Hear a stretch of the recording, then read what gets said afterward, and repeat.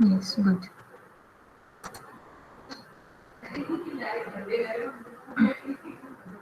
Okay, so our today's topic is page meets. Okay, or in broad sense, we can say that our today's topic is hybrid vectors. Okay, so which are those hybrid vectors? So under the category of hybrid vector, there are so many vectors like page meets, plasmids. Okay,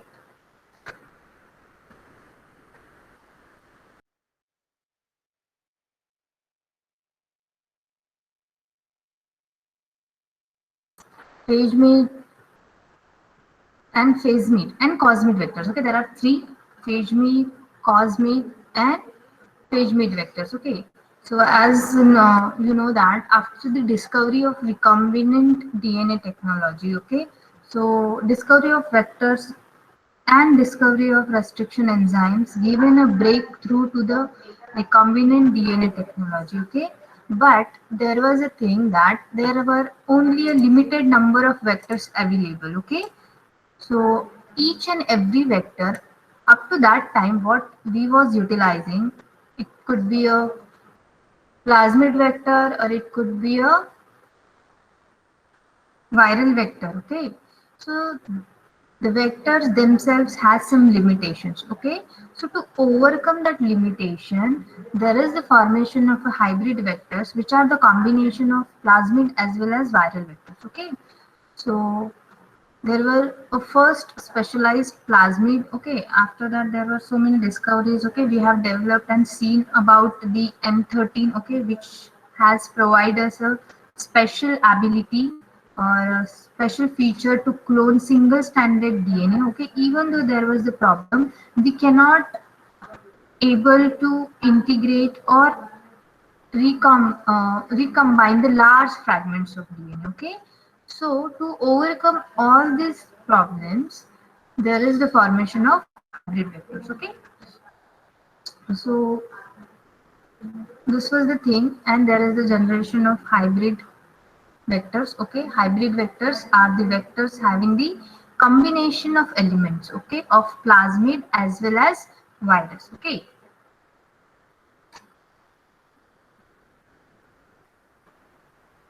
so we can take the origin of some M13 virus or origin of some lambda virus, and we can combine this origin with the elements of plasmid, okay, which will allow us to make that vector as a plasmid vector as well as a viral vector. Okay, that vector is able to replicate itself into the host DNA as a plasmid also, and it can infect the host cell as a virus also. Okay, so it will lead us to make the transformation procedure easier. Okay, and it will allow us to insert large fragment of the DNA into your vector. Okay, so for which purpose we generally use cloning vectors? So we use cloning vectors for the purpose of cloning large pieces of DNA and manipulating the genes. Okay, so both the steps, okay, are facilitate, okay, are made more easier in hybrid vectors. Okay, in case of pagemid, cosmids, and facemids. Okay, so that's why we have generated the hybrid vectors. Okay, so to make hybrid vectors, we can use lambda zap series. Okay, so viral origin elements we can take from the lambda zap. Okay, and we can take some plasmid origin DNA also. Okay, so the phagemids can be replicated as plasmid and also be packed as single stranded DNA in viral particles. Okay, so this is the advantage of making a hybrid vector. Okay, so what phagemid actually contains? So phagemid actually contains the origin of replication, that is ORI, okay, for the double stranded replication, as well as an F1 ORI, okay, to enable single-stranded replication and packaging into the phage particles. Okay, so phage mates are the hybrid vectors. They contain some ORI of plasmid, okay, which will enable them for replication, and some ORI of virus origin, okay, which will help them for packaging. Okay, so when we are going to see the examples, we will get to know that many plasmids contains the F1 origin. Okay, plasmid contains the F1 origin. Thus, the phagemid also contains the F1 origin from plasmid. Okay. So, as we discussed that phagemids are nothing but they are the combination of a normal plasmid, okay, which additionally has the feature of M13 origin. Okay. Similarly, we can talk about the phasemids also, that are the combination of a normal plasmid with some additional features of lambda vectors. Okay.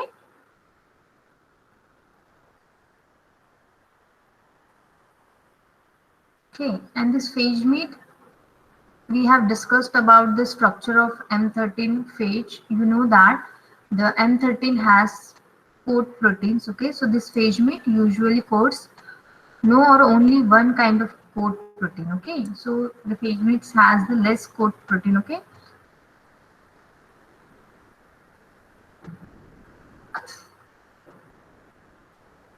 so phagemid vectors are plasmid which have been artificially manipulated so as to contain a small segment of the genome of filamentous phage such as M13FD or F1. Okay, those phagemid vectors that are commonly used includes the plasmid EMBL series of plasmid and the plasmid blue script family. Okay, so with this origin we can combine plasmid EMBL or we can combine the blue script plasmid. Okay, blue script plasmid enable us to make the blue white screening. Okay, and again we can utilize, instead of M13 we can utilize lambda ZAF series also for making the hybrid vector. Okay,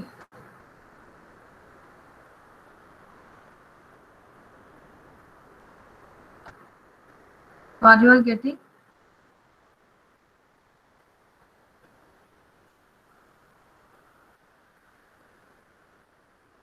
Everything is clear?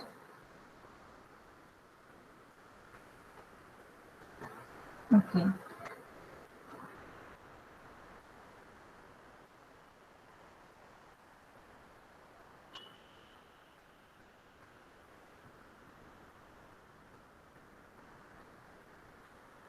So you know the definition of phasemids which possesses the most attractive features of both bacteriophage lambda and plasmid. Okay, and similarly, if we talk about the phagemid, okay, so phagemid contains origin of replication of M13 and plasmid. Okay, that are phagemids and phasemid. Okay, there is the only difference of some letters. Okay, okay, one single letter. Okay, here is S, there is G.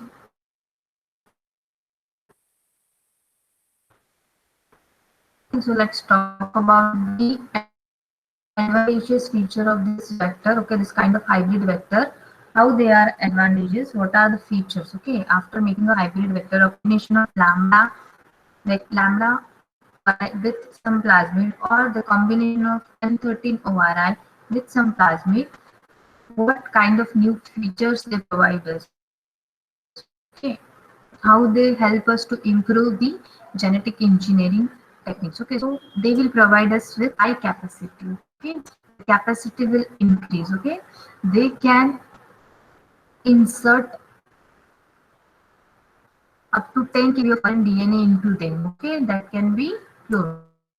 Okay, 10 kb of foreign DNA. Okay, which is large enough to encompass most complementary DNAs. Okay, cDNAs. Okay, and the presence of a polylinker with 6 unique restriction site, which increases the cloning versatility and also allows directional cloning. Okay, so if you all recall that we have seen that many plasmids like PUC plasmids in PEMBL, we have introduced the polylinker site. Okay, in Blue script also we have introduced the polylinker site, which enable us to utilize more than one enzyme per single site. Okay, there is a short sequence in which there is a presence of more than one restriction enzymes. Okay, sites for the more than one restriction enzymes. In that short sequences, we are called them as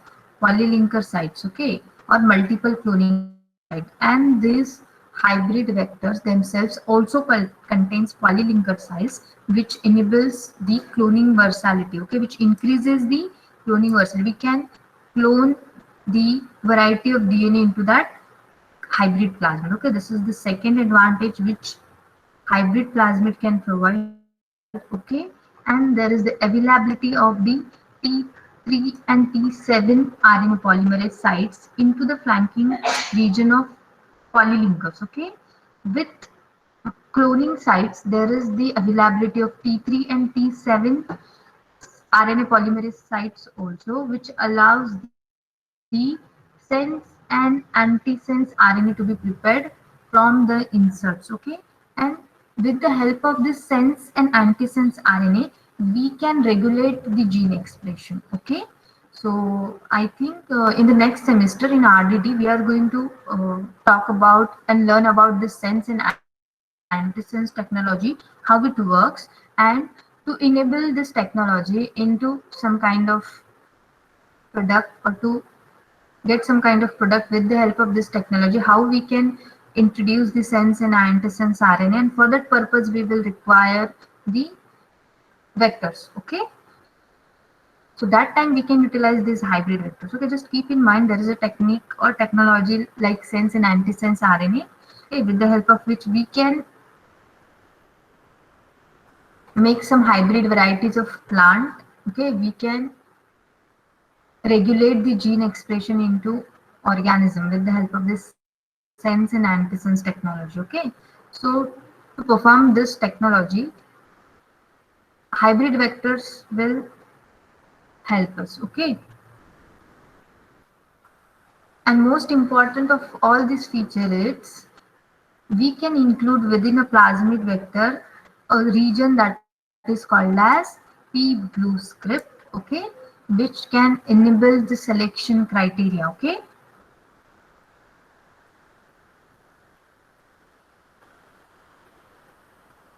okay, so most important hybrid vector is P-blue script. Okay,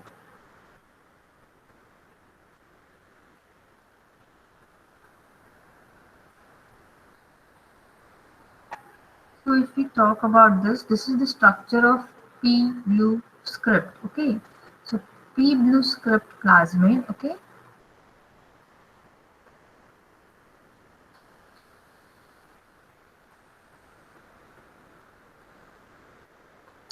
so here is the combination of lambda zap, and within that there is the P blue script region also. Okay, so you can see that here is the origin is taken from F1. This is the F1 origin, and this is the ampicillin resistant region. Okay, this is coal even origin, means this is the part of plasmid origin, and within that this is the part of P blue script. Okay, this is the P blue script region. Okay, and within that P blue script there are the T3 and T7 regions, which are the sites for the RNA polymerase. Okay, which will enable the sense and antisense RNA formation. Okay, and this P blue script we have inserted in lambda zap. Okay, so lambda zap is the series of lambda vectors. So these are the cos sites of that vector. Okay, so we have seen which kind of modifications there are in lambda zap. Okay, so this is one of the example of hybrid vector. Okay, everyone getting?